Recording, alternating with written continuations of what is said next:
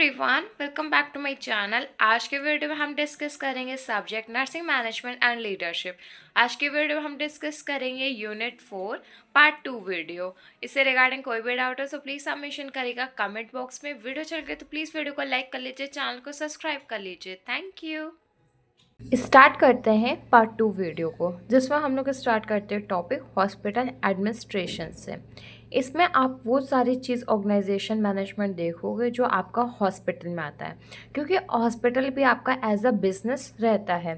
तो अगर मैं बात करूँ इसके क्या फंक्शंस हैं, मतलब हॉस्पिटल एडमिनिस्ट्रेशन के, तो सबसे पहले इसमें आपका रजिस्ट्रेशन आता है, जिसमें आपके पेशेंट डेटा के सारी चीज़ें रिक्वायरमेंट होती है और प्रायोरिटाइज वाइज आप उसको फिल आउट करते हो।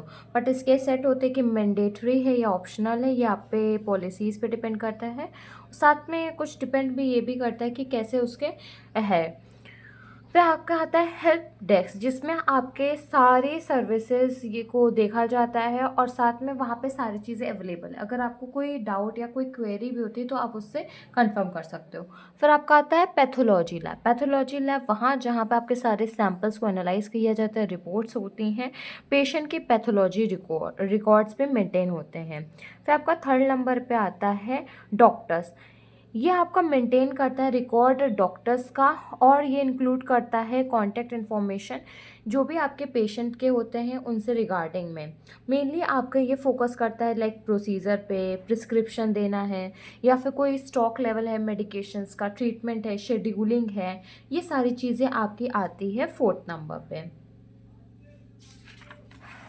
फिर नेक्स्ट आपका आता है एचआर मैनेजमेंट। एचआर मैनेजमेंट की अगर मैं बात करूं तो इसमें आप ये देखते हो कि कैसे मेंटेन करना है रिकॉर्ड्स को, और ये आपके सारे एक्टिविटीज़ को देखता है। जैसे कि आपके कोई भी रोस्टर क्रिएशन होगा, सैलरी स्लिप होगी या फिर अटेंडेंस का होगा या कोई लीव रिकॉर्ड है, उसको सारे को मेंटेन करता है। फिर नेक्स्ट आपका आता है ओटी। ओटी आपको पता है कि ऑपरेशनल फेजेस में आता है, जैसे कि मान लीजिए कब एंट्री हो रही है, कब डिपार्चर अराइवल हो रहा है, इवैल्यूएशन है, फॉर्म है, उस सबको देखने के लिए आप इसको इस्तेमाल में लेते हैं।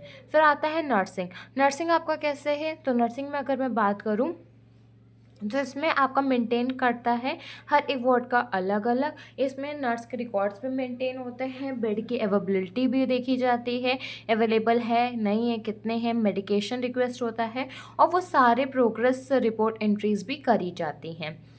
फिर नेक्स्ट आपका आता है ओपीडी बिलिंग। ओपीडी बिलिंग में यहाँ पे आप ये देखते हो कि डायग्नोस्टिक टेस्टिंग का है, पैथोलॉजी है, radiology, surgery, health package, additional service, इन सब का आपका मेंटेन किया जाता है ट्रैक ऑफ डिस्काउंट। फिर होता है फार्मेसी मैनेजमेंट। इसमें सब आपका किसके रिलेटेड होगा, इन्वेंट्री से होगा, स्टॉक से होगा और आपके मेडिकेशन से होगा। मतलब कि देखोगे कि वहाँ पे सारी चीज़ें हैं, पेमेंट है, आइटम पहुँचा नहीं पहुँचा, अवेलेबल है या फिर से देना है, या फिर सेल्स रिपोर्ट करना है, या फिर कोई असिस्ट भी अलाउ करने हैं।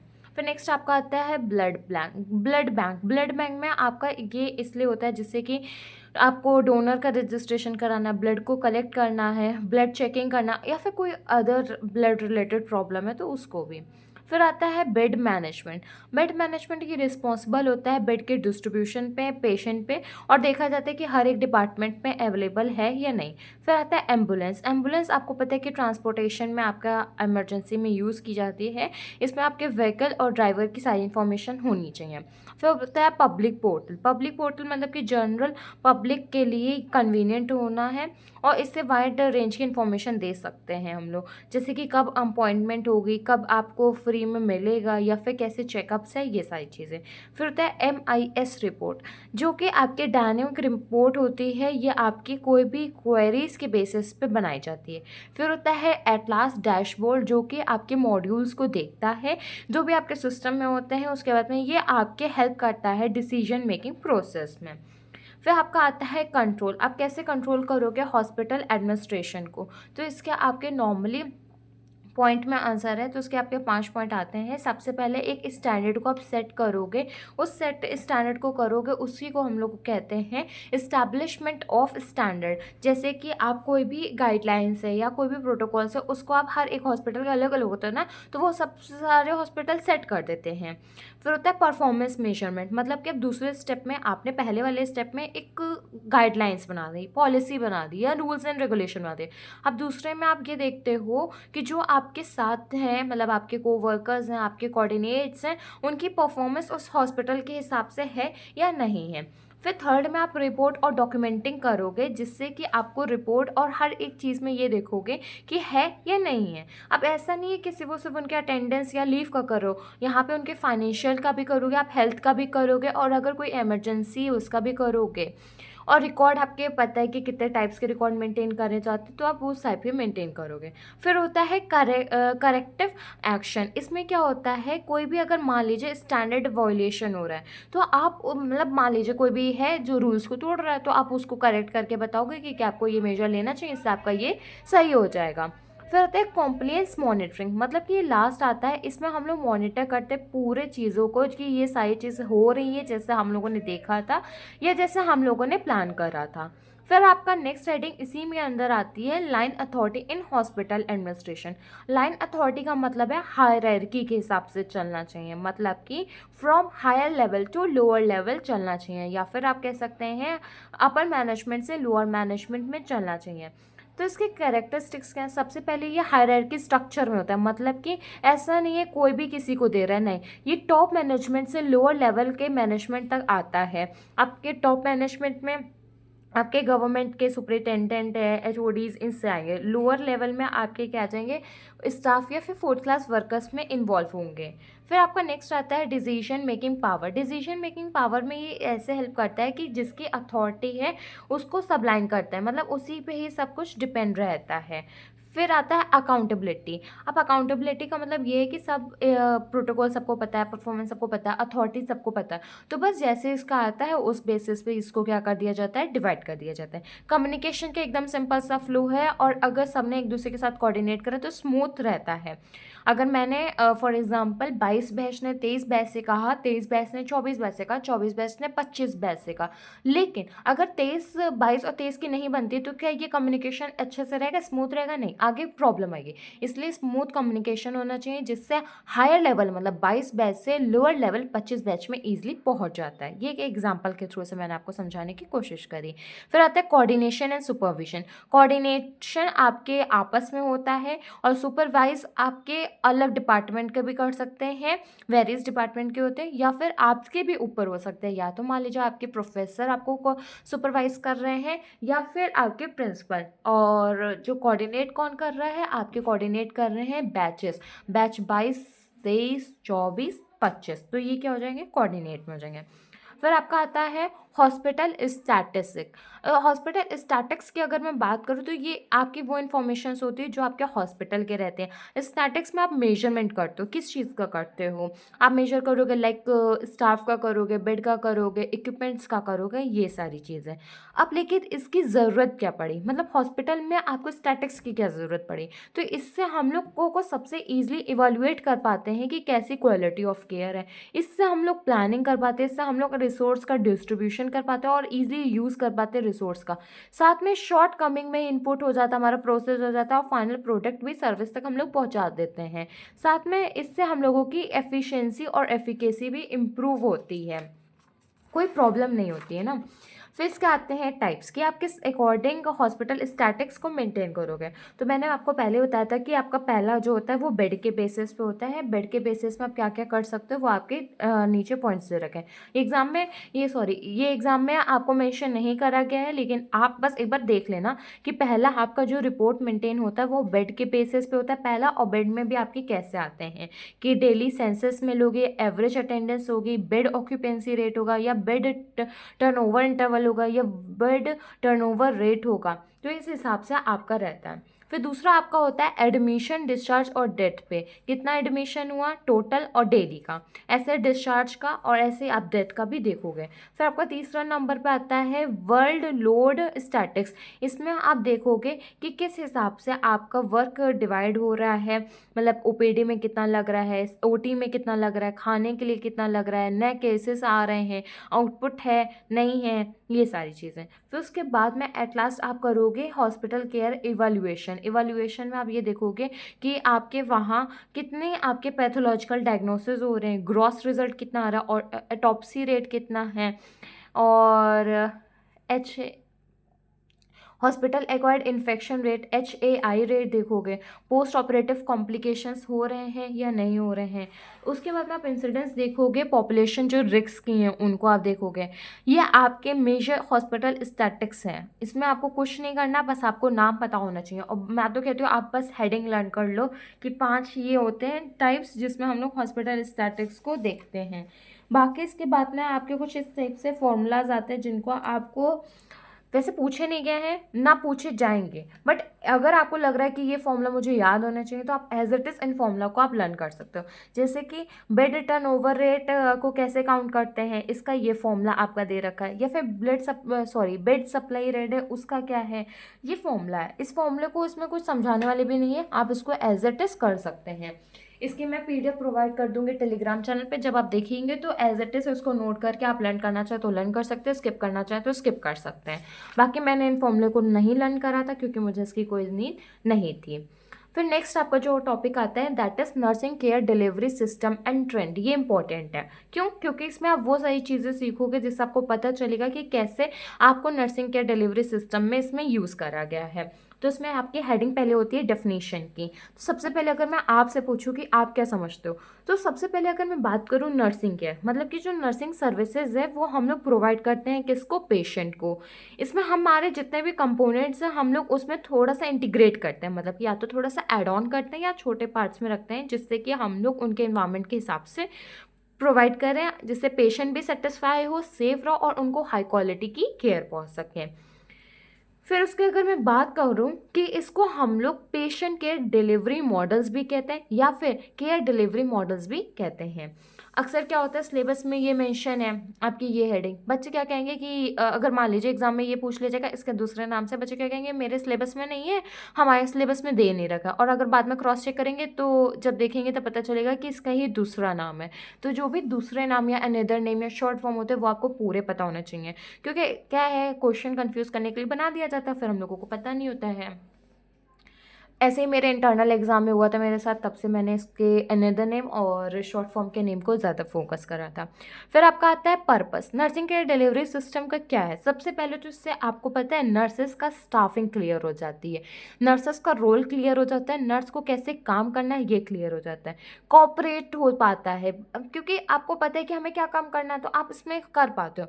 साथ में स्टाफ की एक एक रिस्पॉन्सिबिलिटी पता चल जाती है, स्टाफ को ये पता चल जाता है कि कैसे हमें पढ़ाना है अपने बाकी मतलब नर्सिंग स्टूडेंट्स को, बाकी बच्चे जो आ रहे हैं, जो भी एक काम का बर्डन होता था उसको हम लोग रिड्यूस कर पाएँ। जो भी नर्सिंग है वो उसमें आप स्किल्स आ रही हैं, साथ में वो अकाउंटेबल हो रहे हैं इसके, मतलब कि जो काम वो कर रहा है उसके रिस्पॉन्सिबल हो रहा है और वो एविडेंस बेस्ड प्रैक्टिस को इम्प्रूव कर रहे हैं। साथ में ही यहाँ पे फेयरनेस डिस्ट्रीब्यूशन हो रहा है, ऐसा नहीं है कि एक स्टाफ है उसी पे बर्डन हो रहा है बाकी स्टाफ को हम लोग नहीं दे रहे, इसमें नहीं, इसमें सबको डिस्ट्रीब्यूशन हो रहा है और इक्वली डिस्ट्रीब्यूशन हो रहा है। सो ये थे purpose nursing care delivery system के। फिर आपके आते हैं प्रिंसिपल्स। तो प्रिंसिपल्स आपका पहले यही है कि जो होलिस्टिक अप्रोच होनी चाहिए, और उसके बाद में इसमें आपका सपोर्टिव एलियन होना चाहिए जिससे कि आप नर्सिंग केयर को प्रोवाइड करोगे। साथ में आप असिस्ट करोगे पेशेंट को जिनको ज़्यादा नीड है स्पेशल, उसको आप एक स्पेशल रिस्पॉन्सिबिलिटी के साथ में नर्स को प्रोवाइड करोगे। साथ में आप मेंटेन करोगे पेशेंट केयर कंपोनेंट्स को, और आप डिलीवरी मैकेनिज्म को भी रखोगे कि अगर मान लीजिए उसके रात में लग रहा है तो आप उसको रखोगे, और आपको हर किसी का रीज़न पता होना चाहिए। ऑर्गेनाइजेशन पॉलिसीज़ भी आप प्रायोरिटी पे रखोगे, ऐसा नहीं आप सिर्फ केयर प्लानिंग पे फोकस करो, आपको इन सब पे भी ध्यान देना है। कौन से ऐसे फैक्टर्स हैं जो इनको इन्फ्लुएंस करते हैं? सबसे पहले तो कितने आपके पास वार्ड है, यह आपका वार्ड और आपके स्टाफ पे डिपेंड करता है क्या है।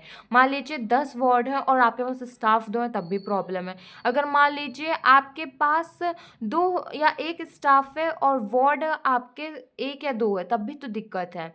ये सारी चीज़ें। फिर पेशेंट का सेंसस देखा जाता है, वार्ड से ही सब कुछ नहीं होता। अगर मान लीजिए इन सब में पेशेंट आपके वहाँ 1000 के में है तब उसके लिए। फिर स्टाफ की अगर डेफिशिएंसी है उससे भी ये इन्फ्लुएंस होता है। उसके बाद में कोई आपकी ऑर्गेनाइजेशन पॉलिसी है, तब आपकी ऑर्गेनाइजेशन पॉलिसी ये कहती है कि एक पेशेंट 1 नर्स 3 पेशेंट को देखेंगे, और वहाँ पे आपके वहाँ रियलिटी क्या हो रही है कि एक नर्स 10 पेशेंट को देख रहा है, तो ये भी क्या होगी, दिक्कत होगी। और वहाँ पे बस आपके पास ऐसा नहीं कोई भी स्टाफ हो, आपके पास एक वैसा स्टाफ होना चाहिए जिसके पास स्किल होनी चाहिए। साथ में वो स्टाफ के पास एक ऑप्शन होना चाहिए कि वो इन सर्विस एजुकेशन को कंटिन्यू कर सकें। इन सर्विस एजुकेशन बहुत ज़्यादा इंपॉर्टेंट है, इसको फर्दर हम लोग डिस्कस करेंगे। साथ में बजट होना चाहिए, ऐसा नहीं है कि वो कुछ भी करे कैसे भी करे, उनके लिए कोई बजट ना हो। साथ में सोशो इकोनॉमिक स्टेटस या कंडीशन को भी आपको पेशेंट का देखना होता है। अगर उनके पास सही कंडीशन है या फिर उनके पास उस समय के लिए वो सही चीज़ें अवेलेबल है, तो ऑफकोर्स ही बात है वो अपना अच्छा ट्रीटमेंट करा सकते हैं। बाद में पेशेंट और कम्युनिटी नीड्स भी मैटर करती हैं। फिर कैसे कौन से तरीके हैं या फिर आप कह सकते हैं ऐसे कौन से मेथड्स हैं जिससे आप नर्सिंग केयर डिलीवरी सिस्टम को प्रोवाइड करते हो। तो ये आपका 2 मेथड में डिवाइड होता है। पहला आपका होता है ट्रेडिशनल मेथड, दूसरा आपका होता है एडवांस मेथड। ट्रेडिशनल मेथड पहले बहुत चलता था, अब आपका मेनली फोकस करा जाता है एडवांस मेथड पे। इसमें क्या आता है, केस मेथड पहला पॉइंट। उसके बाद में आपका आता है फंक्शनल मेथड, फिर आपका आता है टीम मेथड, फिर आपका आता है मॉड्यूलर मेथड, फिर आपका आता है प्राइमरी नर्सिंग। जो आपके एडवांस मेथड होते हैं उसमें आपके 4 आते हैं। पहला आपका आता है केस मैनेजमेंट, दूसरा आपका आता है प्रैक्टिस पार्टनरशिप, फिर आता है आपका डिफरेंशिएटेड प्रैक्टिस, फिर आपका आता है पेशेंट सेंटर्ड केयर। एग्जाम में पूछा नहीं गया मेथड्स, लेकिन आपको सब पता होना चाहिए कि केस मेथड में क्या होता है, फंक्शनल मेथड में क्या होता है, टीम मेथड में क्या होता है, या मॉडुलर मेथड में क्या होता है, प्राइमरी नर्सिंग में क्या होता है। तो सबसे पहले अब हम बात करते हैं केस मेथड की। केस मेथड में आपके टोटल पेशेंट केयर या फिर प्राइवेट मेथड भी कहते हैं। इसमें क्या होता है, जो एम्प्लॉय होता है वो पेशेंट मतलब एक एम्प्लॉय एक पेशेंट को केयर प्रोवाइड करेगा। जैसे कि आपको असाइनमेंट दिया जाता है ना कि आपको ये असाइन कर दिया, आप ही को काम करना है, वैसे ही एक पेशेंट एक नर्स का असाइन कर दिया जाएगा, वो उसका काम करेगा। साथ में इसका रेशियो चेंज हो जाता है, ये ऑर्गेनाइजेशन पे है, लेकिन इससे क्या है, बर्डन नहीं रहता और इसके क्रिटिकल केयर यूनिट में ज़्यादा यूज़ किया जाता है। इसके एडवांटेज और डिसएडवांटेज भी हैं, जैसे कि आप ये जानते हैं कि इससे ग्रेट लेवल ऑफ ऑटोनॉमी होती है, क्लैरिटी रहती है, अकाउंटेबिलिटी होती है।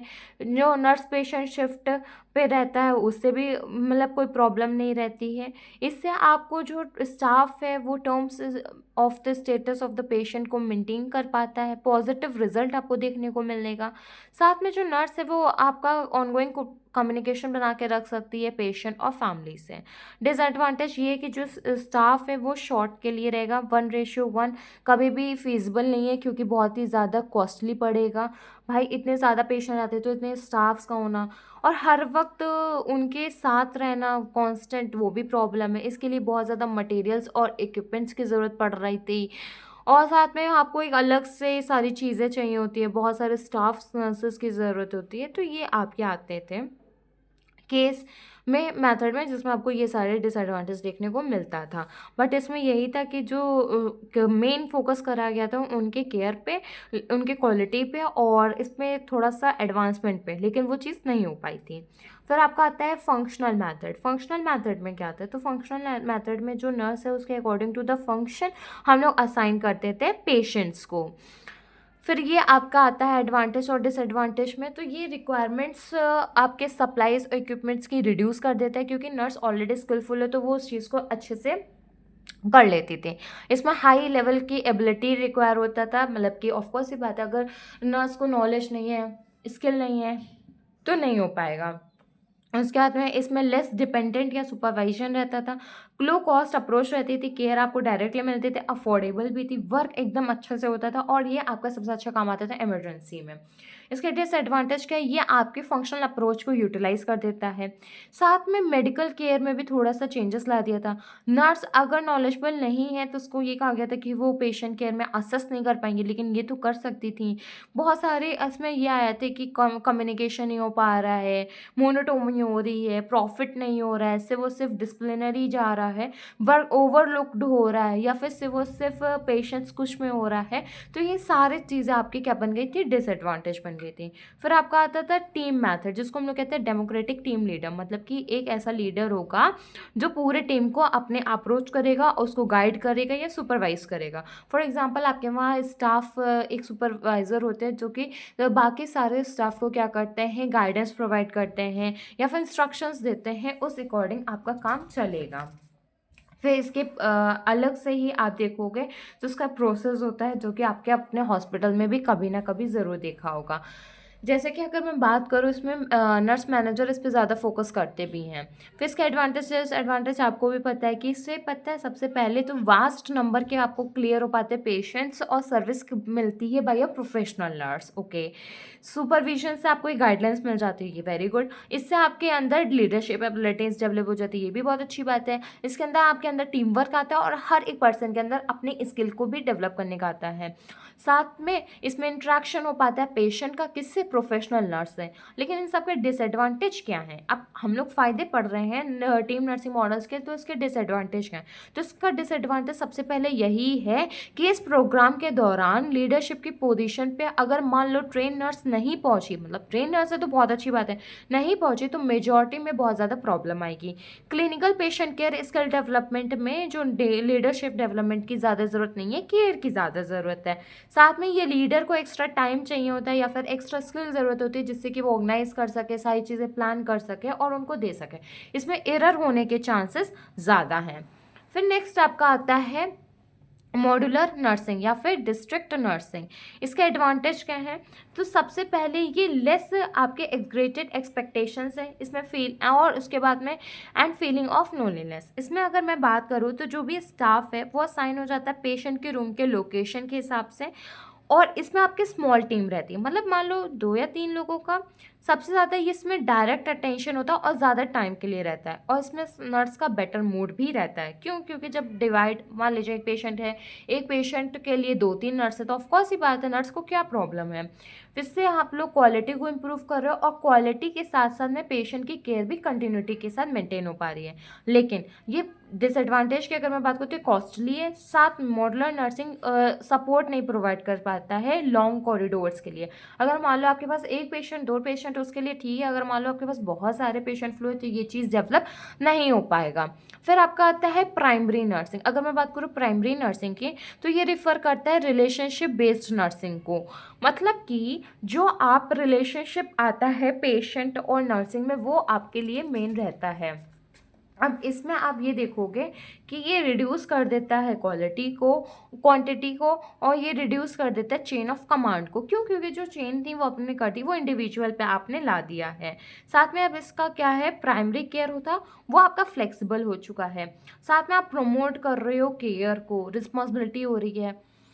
साथ में ग्रेटर लेवल का पेशेंट केयर हो रहा है, सिक्योर हो रहा है पेशेंट, डिटरमाइन हो रहा है कि कैसे आपकी जॉब अफेक्ट कर रही है, कोई रिड्यूस नहीं हो पा रहा है, अकाउंटेबिलिटी प्रमोट कर रहे हो। तो ये क्या था, आपके एडवांटेज थे। अब इसके डिसएडवांटेज क्या, जो नर्स की स्किल है वो रिस्ट्रिक्ट हो जाती है। उसके बाद में इसमें टाइम बहुत लगता है, कैलिबर्स चाहिए, स्किल चाहिए। साथ में जो रजिस्टर्ड नर्स होती हैं उसके बाद में उनको ट्रेनिंग एक्सपीरियंस चाहिए होता है कंप्लीट करने के लिए, फिर ऑफर नहीं हो पाता है। और प्राइमरी नर्स जो होती हैं वो बेस्ट प्रोवाइड करती है, लेकिन नर्स की शॉर्टेज हो जाती है जिसकी वजह से नहीं हो पाता है। फिर आपका आता है प्रैक्टिस पार्टनरशिप, जिसको हम लोग को प्राइमरी नर्सिंग भी कहते हैं। ये मोर रिसेंट कॉन्सेप्ट के हिसाब से ही लाया गया था, बट इसमें फोकस इस पे करा गया था, वो हम लोग डिस्कस करते हैं। ये एनहांस करता है पेशेंट की केयर को, उसकी रिस्पॉन्सिबिलिटी को, कंटिन्यूटी कंपेयर करता है टीम और मॉडुलर नर्सिंग में। ये कंपेयर करता है प्राइमरी केयर को और कंप्लीट पेशेंट केयर को। साथ में ये कॉस्टली और आपके ऑर्गेनाइजेशन के हिसाब से प्रोफेशनली फुलफिलिंग पैटर्न को भी रखता है। जो रजिस्टर्ड नर्स होती है वो सपोर्ट करती हैं पार्टनर को और डेवलपमेंट और ट्रेनिंग में। फिर आपका आता है डिसएडवांटेज की अगर मैं बात करूँ तो ये टीम मेंबर को लेक्स एक्सपीरियंस है तब भी रिस्पॉन्सिबल मान लेते हैं। फिर उसके बाद में थोड़ा भी चैलेंजिंग होता है तो वो कंपैशन आ जाता है, स्टाफ शेड्यूलिंग में प्रॉब्लम आता है और कंसिस्टेंट कोलैबोरेशन में डेवलप नहीं हो पाता है। फिर नेक्स्ट आपका आता है केस मैनेजमेंट। अगर मैं बात करूँ केस मैनेजमेंट की, तो उसके क्या एडवांटेज और डिसएडवांटेज है। जो आपका केस मैनेजमेंट है वो अकॉर्डिंग टू द आपका केस रहेगा पेशेंट केयर के हिसाब से। इससे जो पेशेंट का डिस्चार्ज है जल्दी हो जाता है और पेशेंट्स ईजिली अपने केयर को ले पाता है और मेडिकल रिसोर्स पे उनके लिए कम लगता है। नर्सेस का ये है कि नर्स को ग्रोथ हो रही है, मतलब करियर की ग्रोथ हो रही है, उनका जॉब सेटिस्फेक्शन भी दिख रहा है, साथ में उनको एक्सपीरियंस हो रहा है, बहुत सारी चीज़ें लर्न करें, वो सारी उनको इनकरेज कर दिया। डिसएडवांटेज ये है कि इसमें लैक है एडमिनिस्ट्रेटिव सपोर्ट का और थोड़ा सा एक्सपेंसिव है। क्लाइंट फोकस होना चाहिए या तो गोल ओरिएंटेड होना चाहिए, वरना ये काम नहीं कर पाता है। इसमें बहुत ही कम सेल्फ सफिशिएंट पोजीशन भी रहती है। फिर आपका आता है next critical pathways. Critical pathways आपका वर्क करता है केयर मैप्स के हिसाब से। इसमें आपको ये क्लियर होता है कि आपके जो प्रोटोकॉल्स प्रैक्टिस है उसके हिसाब से रहना चाहिए। क्रिटिकल पाथवेज आपके नेसेसरी तो हैं, बहुत ही ज़्यादा केस मैनेजमेंट करने के लिए इफ़ेक्टिव भी है, लेकिन रिसेंट डेवलपमेंट में ये इसमें आपको थोड़ा सा प्रॉब्लम आएगा, क्योंकि इसमें आपको प्रिपेयर करना होता है, प्लान रहता है, और इसमें आपको हर एक डिसीजन मेकिंग पहले से करनी पड़ती है। फिर आता है पेशेंट सेंटर्ड केयर। इसमें आप वो सारे केयर पे फोकस करोगे जो पेशेंट के अकॉर्डिंग रहता है, मतलब पेशेंट को जो नीडेड होता है। इसमें आपका इंट्रैक्शन बहुत कम होता है, क्योंकि आपको पता है कि जैसे प्रोवाइड करना वैसे कर सकते हो। हेल्थ केयर प्रोवाइडर्स ऑर्गेनाइज होते हैं, वही एलोकेट कर दिए जाते हैं, अप्रोच आपकी क्लियर होती है। वही डिसएडवांटेज की अगर मैं बात करूँ तो इसमें आपको थोड़ा सा प्रॉब्लम होगा, और साथ में जो नर्स है वो मैनेज नहीं कर पाएगी, क्योंकि उसकी ऑलरेडी एक जगह डिवाइडिंग है, उसमें एम्प्लॉय को ओवरसी करना थोड़ा सा डिफिकल्ट हो जाएगा। फिर आता है डिफरेंशिएटेड प्रैक्टिस। ये आपके नर्सिंग के डिलीवरी सिस्टम में ऑप्टिमाइज करता है नर्सिंग रिसोर्सेज को, जो कि आपके फोकस करते हैं ऑर्गेनाइजेशनल फ्रेमवर्क को नर्सिंग की पोजीशन में। इसको आप इम्प्लीमेंट करोगे हर जगह हेल्थ केयर सेटिंग्स में, चाहे आपके इन पेशेंट हो जाए, आपके आउट पेशेंट हो जाए, आपके इन्वायरमेंट में आए या होम केयर सर्विस में आए। साथ में इसमें आपको थोड़ा सा प्रॉब्लम होगा अलाइन करने में, बाकी इसमें जॉब रिक्वायरमेंट्स बहुत ही ज़्यादा हैं। फिर आपका नेक्स्ट आता है ऑर्गेनाइजेशनल क्लाइमेट। अगर मैं बात करूँ ऑर्गेनाइजेशनल क्लाइमेट की, तो ये वो क्लाइमेट होता है जो आपके वर्क एनवायरनमेंट में रहता है। फॉर एग्जांपल आप जहाँ काम कर रहे हो वहाँ का वर्किंग सिस्टम कैसा है, वहाँ पे आपका सेल्फ स्टीम एम्प्लॉय का बन पा रहा है, या वहाँ पे एटमॉस्फेयर, इन्वायरमेंट, कल्चर, ये सारी चीज़ें कैसी हैं, वो सारे आपके आते हैं ऑर्गेनाइजेशनल क्लाइमेट में। अब ऑर्गेनाइजेशनल क्लाइमेट बहुत ही सही क्यों होना चाहिए, इससे पता है क्या, माइंडसेट पॉजिटिव रहता है, थिंकिंग पॉजिटिव रहती है, हम लोगों को वर्क के लिए एनर्जी मिलती है, साथ में एक हमारा गोल बनता है, और हमारी एफिशिएंसी भी इंक्रीज होती है, साथ में हम लोगों को बेस्ट और बहुत ही अच्छे रिसोर्स को यूज़ कर सकते हैं। सबसे पहले है हायरार्की। हायरार्की के हिसाब से ऑर्गेनाइजेशनल क्लाइमेट ऐसे अफेक्ट करता है पोजीशन को। मान लीजिए आपका position on the top on the leader है, तो आपको उस हिसाब से अपने क्लाइमेट्स को मेंटेन करना होता है। Goal of organization, goal of organization में आपका क्या गोल है, उसके हिसाब से एम्प्लॉय के क्लाइमेट को डिज़ायरेबल बनाना चाहिए। फिर उसके बाद में आता है फाइनेंशियल रिसोर्स। फाइनेंशियल रिसोर्स मतलब कि ऑफकोर्स ये बात है इकोनॉमिक्स से रिलेटेड हो रही है, कैसी फंडिंग है उस हिसाब से आपके वर्किंग होनी चाहिए। Skill and abilities of employ. अगर जो भी एम्प्लॉय उनके पास स्किल है, नॉलेज है, कैपेबल हैं, तो उनको उस हिसाब से सक्सेस मिलेगी। इसके लिए उनको प्रमोट करना पड़ेगा अपने ऑर्गेनाइजेशनल क्लाइमेट को भी। एफिशिएंसी मेजर, ये अगर आप के अंदर एफिशिएंसी है और आप उसको सोच रहे हो कि आपको ऐसे इम्प्रूव करना है या कैसे कैलकुलेट करना है, तो आपका ये भी अफेक्ट करता है ऑर्गेनाइजेशनल क्लाइमेट को। परफॉर्मेंस स्टैंडर्ड अडॉप्टेड, इसमें अब अगर आपको स्टैंडर्ड या बेंचमार्किंग करने या इवोल्यूएट करने के लिए आपकी खुद की एक्चुअल परफॉर्मेंस को, तो उसके लिए आपको प्रीवियस परफॉर्मेंस या फिर किसी और की परफॉर्मेंस जो भी सिमिलर ऑर्गेनाइजेशन के, उससे आप कर सकते हैं परफॉर्मेंस स्टैंडर्ड को चेक।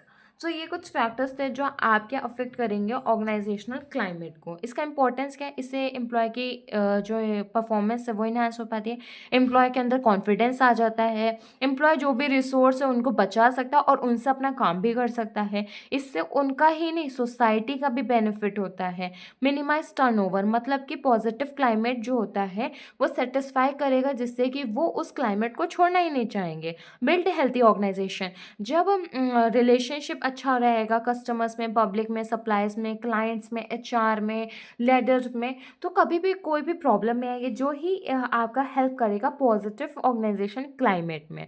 फिर इसके बाद आपका आता है रोल ऑफ नर्स।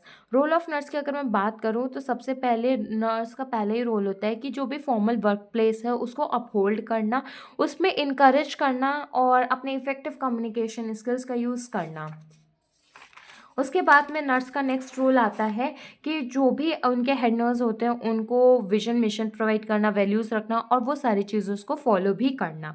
इस सारे प्रमोशन से वो कैसे एथिकल इन्वायरमेंट को सपोर्ट प्रोवाइड कर सकती है, कैसे अफेक्ट करता है उनका नर्सिंग प्रैक्टिस है, उस पर फोकस करना चाहिए। साथ में उनको हेल्दी वर्क इन्वायरमेंट पे फोकस करना चाहिए, जिससे कि वो एक नया इनोवेशन ला सकती है और ये सारी चीज़ें इम्पैक्ट करेंगे मेडिकल में भी।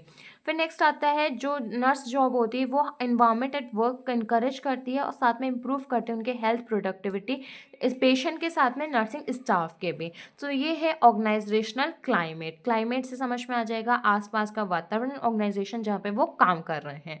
अगर वो सही रहेगा तो एम्प्लॉय अच्छे से काम कर पाएंगे, अगर उसमें भी कोई चेंजेस होगा तो एम्प्लॉय के सारा वर्किंग में भी चेंजेस आपको देखने को मिलेगा। इसी के साथ आपकी यूनिट ऑर्गेनाइजिंग कंप्लीट हो गई। ये बहुत ज़्यादा इंपॉर्टेंट यूनिट है। अगर आपने मेरा क्वेश्चन पेपर देखा होगा मैनेजमेंट एंड लीडरशिप सब्जेक्ट का, तो इसमें आपने ये ध्यान दिया होगा कि यूनिवर्सिटी से इस यूनिट से बहुत सारे क्वेश्चंस आए थे।